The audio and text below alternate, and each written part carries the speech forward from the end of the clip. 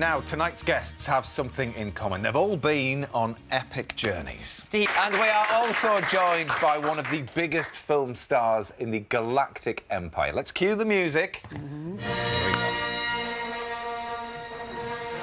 His journey started in South London and ended in a galaxy far, far away. Star Wars: The Force Awakens broke box office records and sent his career stratospheric.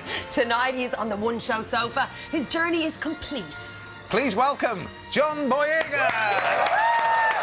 John, welcome. How you doing?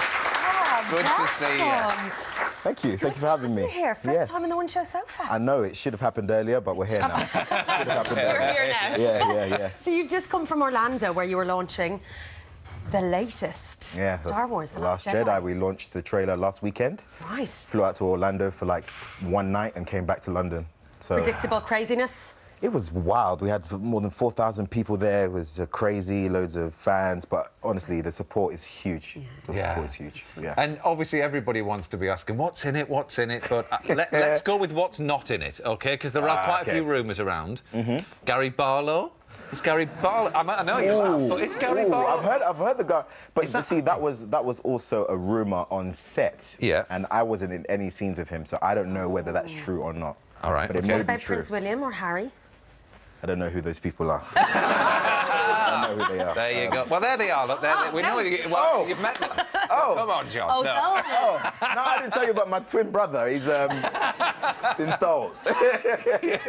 I'm the engineer. That is Well, cool. more Star Wars later, and we'll be chatting to John about his return to stage 2. Yes, but first, if you were watching your weight after an Easter chocolate binge, then you might now be looking at those food labels a little bit more closely. But can you always trust the nutritional information that's written on them? Matt Allwright has waded into a slimming sausage squabble.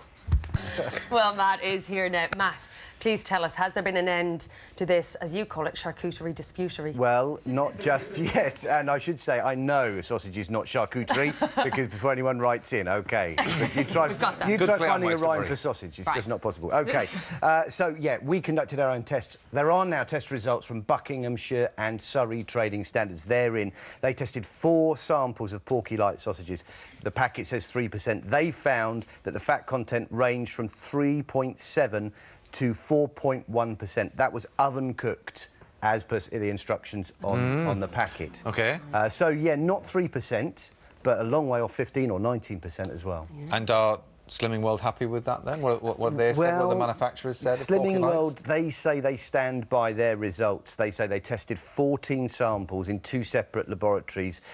They do say if Porky Lights, if George G. White's there, are prepared to provide regular lab reports backing their fat content, they will reinstate them on their database. Meanwhile, G. White and Co., they've accepted the trading standards results. They've said that, yeah, it is higher than that all-important 3%, but they say it's within acceptable tolerances, and that still, as far as they're concerned, allows them to call them low-fat. And just clarify the cooking versus uncooked. So, Yeah. I mean, because that's quite confusing, I think, for people. It is pretty confusing. If you go to European guidelines on the way these things should be presented, they say that they should be presented as sold. So in this case, raw.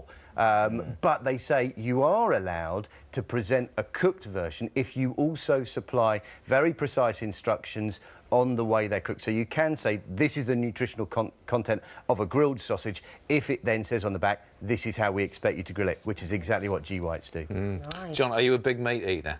Are you a big fan of bangers and mash, toad in the hole, all that kind of business? Well, I see, I'm Nigerian, so it's more of the yams and the rices. But yeah, I'm staying away from sausage now, man. No, it's good. No, it's good stuff. It's all good stuff. It's all good stuff. It's all good stuff. Yeah, but why would you bring it up if there wasn't something wrong though? That's my thing. Just because it's me doesn't mean it's dodgy. And also, you just can't... Do you like a filthy fry-up every now and again? Yeah, I do. And I can't mean, lie. a fry-up's not a fry-up without a sausage. Yeah, it's true. It's true. But I only have one sausage anyway because I tend to put the fry up in one sandwich. Oh, Yeah, yeah, That's what I do. classic. Yeah. Lovely. Straight down, there we go. Way Matt, to do it, isn't it? thank you very much, as always. Thank you, Matt. This week marks the anniversary of a remarkable explosive operation carried out by the Royal Navy. Yes, Dan Snow has visited the island that they tried to wipe off the map. Gosh, yeah. place to live. It does look lovely, doesn't it? Now we're going to carry on with the German theme now, because, John, you're about to appear on stage in a play called Wojciech, the Old Vic, and it's based in Berlin then. Yes, it is. This version, we should say, because the play, I don't know where you want to start with this, but it's 150 years old. Yeah, and it's an interesting one because the writer of the original play died while writing, so it's open to interpretation, and we've left that to the phenomenal writer Jack Thorne and phenomenal director Joe Murphy. So we've got a really great team at the Old Vic. And so what's the difference then with your interpretation of it? Well, it's based with the Cold War as the backdrop, and at the same time we have a younger cast, and it's from the perspective of a man who's been at war in Belfast, who's been transferred down to Berlin and is going through post-traumatic stress, and his mental state is deteriorating, and it's a discovery and an education about his mental health and how that affects his girlfriend, his 2-month-old baby, and his friends around him, and it's a really deep, dark play. And so why did you want to do this play, and why did you want to do it now? Because it seems like so much is happening for you. To come back and to do a 5-week run up on stage it's interesting. Yeah. I mean, the first reason is because for the creative opportunity to work with people. I respect the theatre. I came from the theatre, and the last time I'd actually done a play was 8 years ago at the Tricycle Theatre. So it's a way of coming back to the craft and not getting too carried away, you know, doing the movies and forgetting kind of what my origin is as an individual. And so you're relishing that then, are you? Yeah, and at the same time, I got to let people know I can act. I got live. Yeah, it's live, and you don't get a second take. So it's a great way for me to kind of share my stories with a live audience, and it'll be great for people to turn up.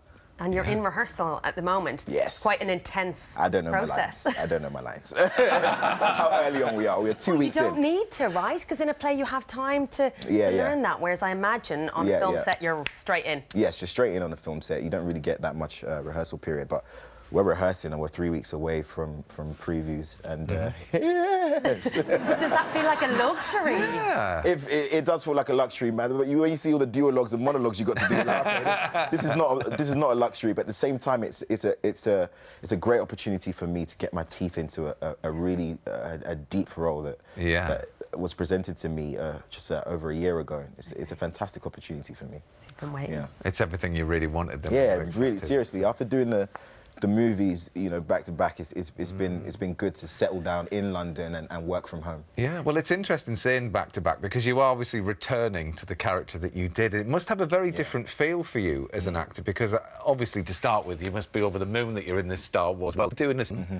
That would have a very different feeling for you. It does, because now you have people saying, okay, well, you're now officially an icon in the Star Wars universe, and me, I don't feel that way when I wash my face in the bathroom when I go home. I look at my face in the mirror. I don't feel that way.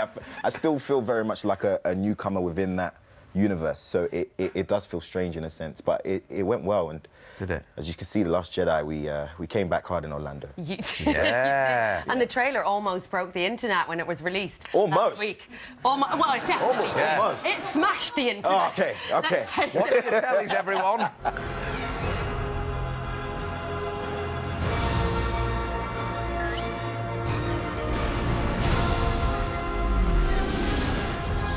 I only know one truth.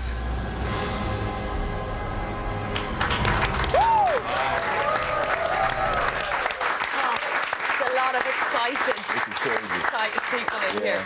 I mean, as you mentioned, your character, Finn, has now come back as... he's quite a big deal now. I'm glad you said that. In episode 7, Finn had elements of him that he needed to learn. He was in over his head, and that led to him being defeated in the woods, and Ray stepped in to back him up. And now's the opportunity for Finn to just wake up, just wake up and get back to being a badass. Did you know when you were doing the first one that you were going to be doing the second one? Yes. So you did. Oh, right. Yeah, so I'm doing 3. Oh. Yeah. Cool. Yeah, I'm doing one more after this. Right. Yeah. So. Wow. It feels great because you're able to kind of hold some things back as well. Because with 7, with Finn, vulnerability is a very real thing to a human being. And I wanted to be that human source, that open window, so we could relate. And now now he's dropped that. Now he's going to be real strong. And do you know what's going to be happening in the next film? Are you waiting with don't. anticipation about the script that's going to come to you? Yeah, I'm waiting to read the next script. But the first thing I need to do is meet the director and the new team. I haven't met anyone, so that's the first thing I'm going to do. And will Harrison Ford be back? No. Harrison is. I think he's done. Okay. He's still in that restaurant that you took him to in London. That's right, isn't it? You took him to your local favourite little spot. Yeah, I took him to a nice restaurant. He kind of wanted to find somewhere that was kind of more grounded. Yeah. So, Has he been back? no, he hasn't. He hasn't even been back to London, which is Come on, Harrison. I don't know what that's about. Soon. Best seat in the world. What's going on there? Okay, thank you. Well, listen, best of luck with Wojciech. Thank you. Really Thank do you. wish you all the best with it. Now, if